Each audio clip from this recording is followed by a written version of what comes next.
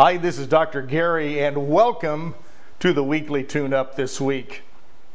Man, we've got a lot of brand new people signing up to this channel, and I really appreciate it. And I'm really happy to know that it's helping a lot of you figure some things out very inexpensively. And that's my point, is I want to help as many of you as possible.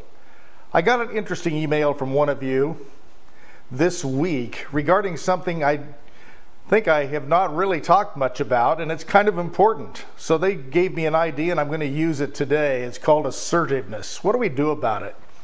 You know, the reputation goes that if you're assertive, it means you're kind of bossy and you're one of these people that is kind of pushy and shovey.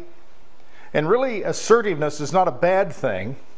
Passiveness is the exact opposite. You just kind of let everybody walk all over you, and that's not really a bad thing either. However, used to the extreme, they're both terrible. A passive person can allow someone to walk all over them. They create a tremendous amount of resentment, hidden animosity, and just don't know how to channel it. And a lot of times it comes out in their health, or divorces, breakups, getting fired, malcontent with their job, the people in their lives. And assertiveness, on the other hand, can completely alienate you from people because you seem abrasive or pushy or bossy. The idea here is to understand most assertive people don't have ulcers. Most assertive people are not carrying a lot of grudges, and they're not really carrying a lot of resentments because they get it out. The idea here is to learn how to be a little bit assertive and yet know when to hold and when to fold. And the idea here is really to moderate your behavior and monitor yourself.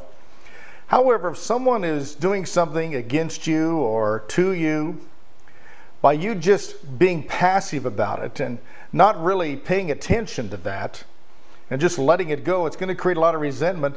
And you're going to notice every time you see that person, you're going to get this pit in your stomach that just isn't favorable to a great relationship. And then if you're assertive or too assertive, what's going to happen is the other person is going to feel that way about you. What you want to learn to do is be assertive, but be moderately assertive. And if someone is saying something you don't agree with, you don't have to have an argument about it. Just say, well, that is a view that I'm not able to see at this point. Here's the way I would look at it. However, I can understand your position.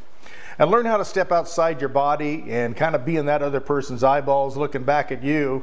How would be a good way to say that to them? In the NLP world, we call that second place dissociation, which is really kind of stepping outside of yourself and seeing it from another person's point of view. And with each person you're with, you can kind of monitor where the boundaries are and what's going to work and what's not going to work. But the idea is for you, if you're passive, to step it up a notch and be willing to take the risk and tell someone how you really feel. You're going to be surprised. People will have more respect for you. They will understand you better, and you're going to feel better about it, and you're going to like them better because they listened. And on the other hand, if you're too passive, step it up. But if you're really a little too assertive and people seem to argue with you every time you bring something up because you do not agree with them, that's the sign that you're probably being too assertive in the way you're delivering it. Back it down a little bit, soften it up a little bit. Get out of your own mind and kind of look back at yourself and how would be a better way to say that. Not only for your own image, but to save friends and jobs and relationships. Let's work on that a little bit this week, and let's kind of pay attention to that, because assertiveness and passiveness are great resources if they're used in balance with each other. I appreciate all of you watching. Thanks for being in touch with me. And remember, drgary.tv, we're streaming almost all day long with these programs running with a lot of other interesting programs.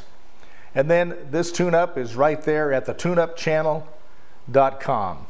So until next time, I'm wishing you an extraordinary day. Bye-bye.